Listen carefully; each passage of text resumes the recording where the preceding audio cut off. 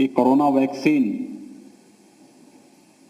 आने के बाद इस वैश्विक महामारी पर पूरी तरह मानवीय नियंत्रण होगा, एक विश्वास अब जागृत हुआ है देश के अंदर भी, दुनिया के अंदर भी। लेकिन आदरणीय प्रधानमंत्री मोदी जी के नेतृत्व में कोविड मैनेजमेंट कैसे होता है, आपदा प्रबंधन का कार्य कैसे किया जाना चाहिए, दुनिया ने प्रधानमंत्री मोदी जी के यशस्वी नेतृत्व में यह जाना, सीखा। लेकिन साथ साथ राजनीतिक दल संगठन को सेवा का पर्याय बनाएंगे, दुनिया के लोकतंत्र पर विश्वास करने वाले दलों के सामने माननीय नड्डा जी ने संगठन को सेवा का पर्याय बना करके प्रधानमंत्री मोदी जी के यशस्वी नेतृत्व में इसका एक आदर्श प्रस्तुत किया है। हम सब जानते हैं कि कोरोना से मृत्यु दर न्यूनतम है, लेकिन संक्रमण तीव्रतम और संक्रमण की चेन को हर हाल में रोकना, ये इसके प्राथमिक बचाव का उपाय था और इसीलिए लॉकडाउन की कार्रवाई करनी पड़ी थी। उसके बाद भी प्रतिबंध लगाए गए थे जिससे अधिक से अधिक लोगों को बचाया जा सके। प्रधानमंत्री मोदी जी के नेतृत्व में भारत 135 करोड़ की आबादी का देश सफलतापूर्वक इतनी बड़ी आबादी को बचाने में भारत सक्षम रहा।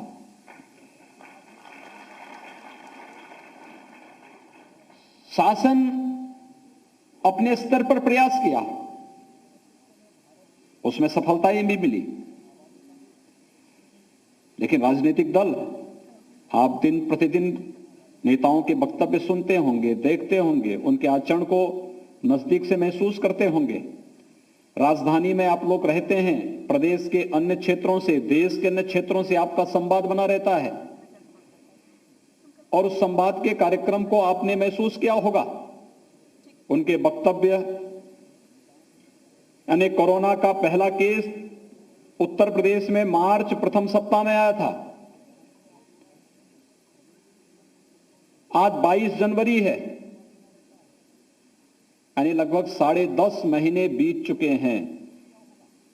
बहुत सारे दलों के नेता तो ऐसे हैं कि जो अभी भी क्वारंटीन में हैं, घर से बाहर नहीं निकल रहे हैं, उनके ट्वीट आते हैं। जब नेता ही क्वारंटीन में है तो स्वाभाविक रूप से कार्यकर्ता तो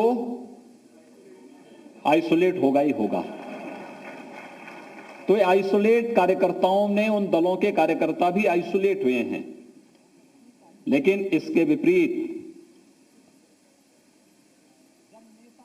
मैंने इस बात को देखा है कि 15 मार्च से हम लोगों ने कोविड प्रबंधन का कार्य प्रारंभ किया था और कोई सप्ताह ऐसा नहीं था जब प्रधानमंत्री मोदी जी ने देश के मुख्यमंत्रियों के साथ या तो वीडियो कॉन्फ्रेंसिंग के माध्यम से या टेलीफोनिक वार्ता के माध्यम से संवाद न बनाया हो।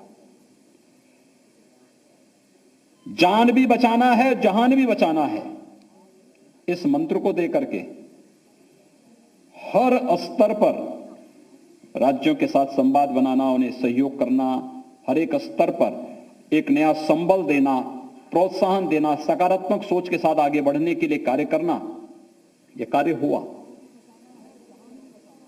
लेकिन मैं देखता था कि सरकार, भारत सरकार के साथ हम संवाद बनाते थे, तब तक नड्डा जी का ही फोन आ जाता था कि योगी जी क्या हो रहा है, थोड़ा बीजेपी के कार्यकर्ताओं के बारे में थोड़ा बात करिए, जनता को बचाना है। संगठन, अब कार्य इस समय संगठन का नहीं होना है, इन कार्यकर्ताओं को थोड़ा जनता की सेवा में लगवा दीजिए। संगठन के साथ स्वतंत्र देव जी से बात करिए, कार्यकर्ताओं के साथ। आपको याद होगा कि मैंने एक सप्ताह के अंदर ही, जब माननीय नड्डा जी ने मुझे कहा कि मैंने वर्चुअल संवाद बनाया था, एक साथ 43,000 बूथ अध्यक्षों के साथ सीधे मैंने संवाद बनाया था और वो पहला वर्चुअल संवाद था उत्तर प्रदेश के अंदर। यह कार्य पद्धति एक एक कार्यकर्ता को भाई संगठन की बात इस समय मत करो, सेवा कितना आप कार्य कर सकते, अपने घर से कितना भोजन के पैकेट आप ला सकते हैं। जो लोग जिसको भोजन नहीं मिला है, ये जो अभूतपूर्व कार्य हुआ सेवा का, और कहा कि नहीं इस समय सेवा ही हमारा संगठन है। ये जो मंत्र उस समय आदरणीय प्रधानमंत्री जी की प्रेरणा से हमारे राष्ट्रीय अध्यक्ष जी ने दिया, हम लोगों को बहुत सहायता उससे मिली, क्योंकि उत्तर प्रदेश जैसे राज्य में 24 करोड़ की आबादी के राज्य में यह कठिन था कि हम सरकारी मशीनरी से एक साथ हर एक घर तक सहायता पहुंचा सकें। लेकिन जब एक एक कार्यकर्ता, एक एक प्रबुद्धजन, एक एक स्वयंसेवी संगठन खड़ा हो गया और साथ में आकर के सरकार के साथ कदम से कदम मिलाता हुआ दिखाई दिया, तो उत्तर प्रदेश ने सफलतम मॉडल खड़ा कर दिया कि कोरोना प्रबंधन का सफलतम मॉडल कैसे हो सकता है। यह आप सबके सामने है, देश के सामने है, दुनिया के सामने भी है। और यही राजनीतिक दल की कसौटी है। एक राजनीतिक दल को किस रूप में कार्य करना, स्वयं के लिए कार्य करना है, क्या उस सत्ता में बने रहने के लिए कार्य करना है, या जो इससे पहले की परिपाटी चली आ रही थी। लखनऊ में तो आप सब जानते हैं 15 वर्षों में राजनीतिक दलों ने, इससे पहले आप ज्यादा पुराने समय में ना भी जाएं, 2004-3 से लेकर के 2017 के बीच में क्या नहीं हुआ था, क्या कुछ नहीं होता था। लेकिन उन सब से अलग हट करके राजनीति में भी आएंगे तो मूल्यों और आदर्शों के साथ आएंगे। जो चुनाव के पहले कहेंगे वह चुनाव के बाद उसको हकीकत में बदलने का कार्य भी करेंगे। आपको ये सब दिखाई दे रहा होगा देश के अंदर आज जो अभूतपूर्व समर्थन प्रधानमंत्री मोदी जी के प्रति, तमाम दुष्प्रचारों के बावजूद भी देश की जनता का आशीर्वाद प्रधानमंत्री मोदी जी के साथ जुड़ रहा है। उसके पीछे यह एक विश्वास है कि मोदी जी जो कहेंगे, आपने देखा होगा दुनिया के अंदर जब अमेरिका के अंदर लॉकडाउन हुआ, जनता सड़कों पे आ गई। कुल 33 करोड़ की आबादी का लोकतंत्र है अमेरिका, और भारत 135 करोड़ की आबादी का लोकतंत्र है। और प्रधानमंत्री मोदी जी ने कहा कि थाली बजानी है तो एक गरीब की झोपड़ी में रहने वाला इंसान हो या किसी बड़े प्रसाद में रहने वाला कोई व्यक्ति हो, हर व्यक्ति थाली लेकर के अपने घर के सामने बजा रहा था। प्रधानमंत्री मोदी जी ने कहा अपने घर में एक एक दीप जलाओ, हर व्यक्ति अपने घर में एक दीप जला करके देश की एकता का संदेश दे रहा था। यह है भारत के अंदर लोकतंत्र का संदेश।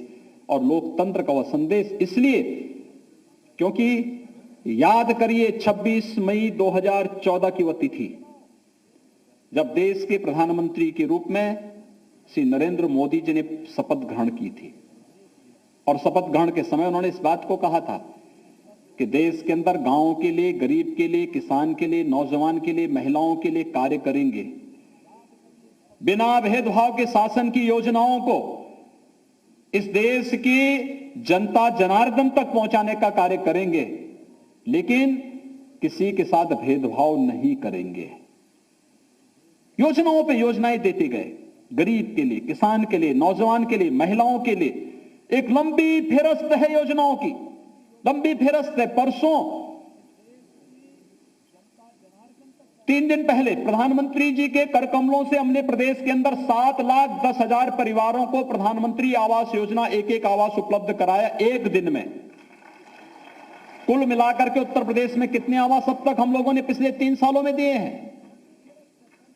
शहर और ग्रामीण क्षेत्र दोनों को मिलाकर के देखेंगे तो संख्या बनती है 39 लाख।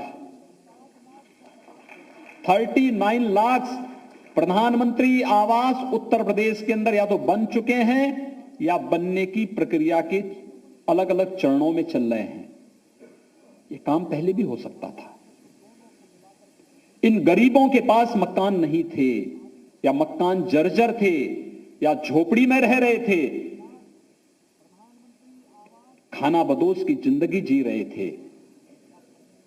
लेकिन गरीब के मन में, गरीब के प्रति पीड़ा का भाव, उस गरीब के लिए आवास उपलब्ध कराने का कार्य आवास का नाम अपने नाम से नहीं किया, आवास का नामकरण अपनी पार्टी के नेताओं के नाम से नहीं किया।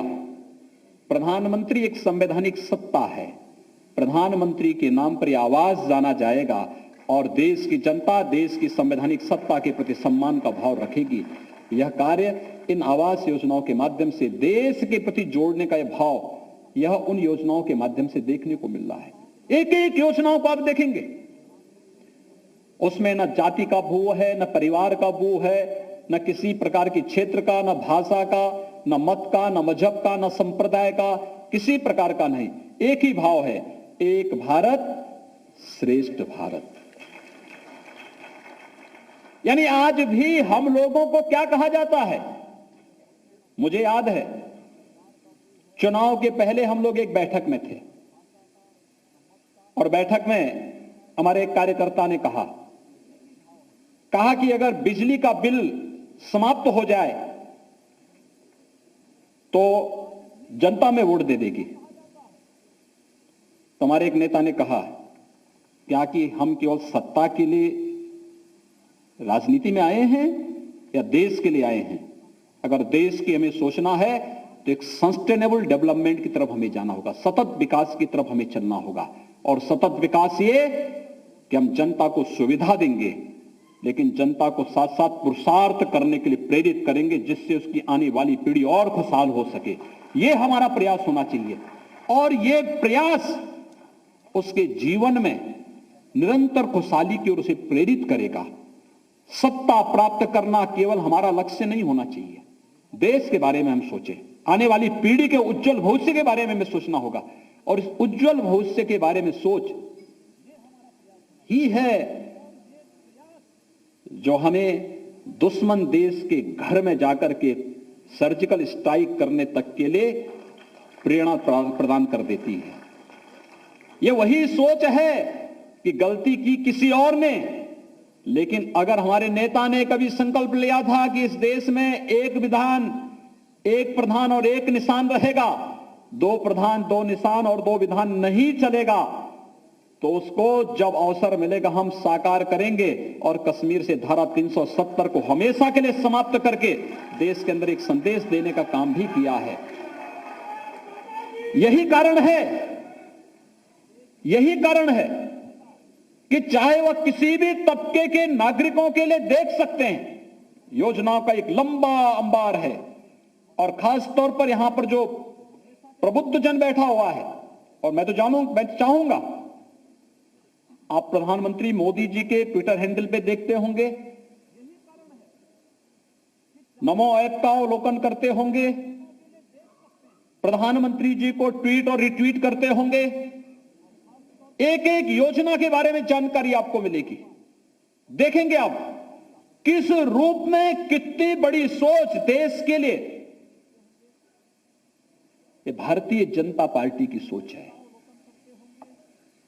और उस सोच को लेकर के आज भारतीय जनता पार्टी जब कार्य कर रही है तो उसी का परिणाम है।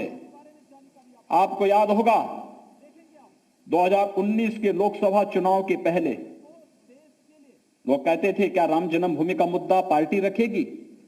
हम लोग असमंजस में थे, हमसे कहा गया कोई वक्तव्य नहीं देना है और जब घोषणा पत्र भी जारी हुआ कि संवैधानिक दायरे में रहकर के समस्या का समाधान करवाएंगे, आपने देखा होगा बहुत सारे दल ऐसे थे, बहुत सारे लोग आज ऐसे हैं, समस्या का समाधान हो गया, वो कह रहे हैं कि राम तो हमारी भी हैं।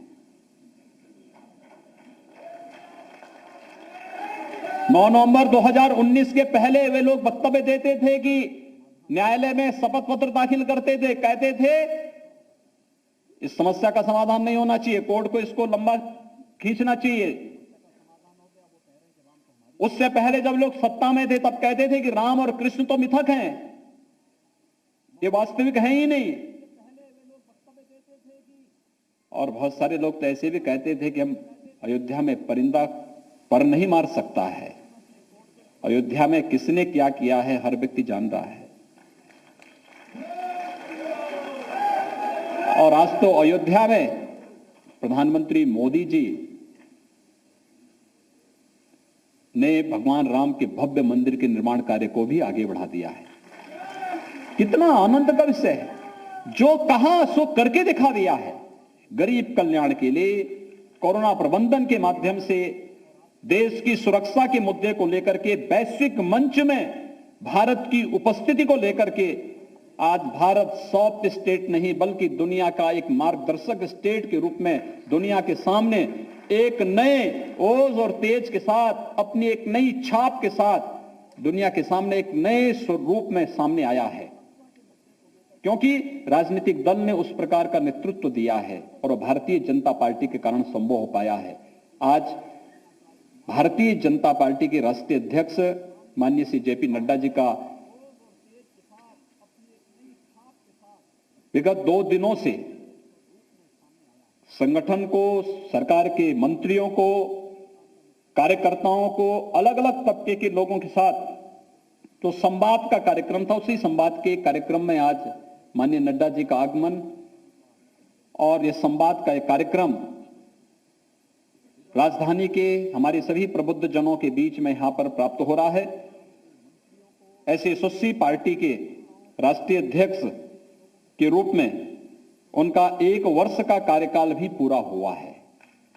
मैं इस अवसर पर आदरणीय नड्डा जी का हृदय से अभिनंदन करता हूं, उनका स्वागत करता हूं।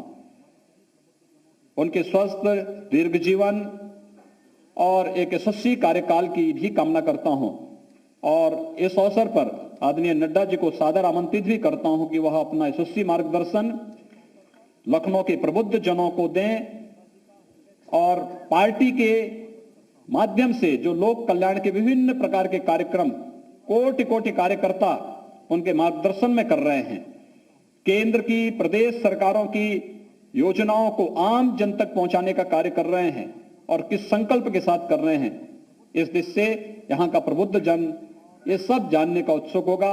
मैं एक बार फिर से आपका प्रदेश की राजधानी लखनऊ में हृदय से स्वागत और अभिनंदन करते हुए अपनी वाणी को विराम देता हूं। धन्यवाद। जय हिंद। धन्यवाद माननीय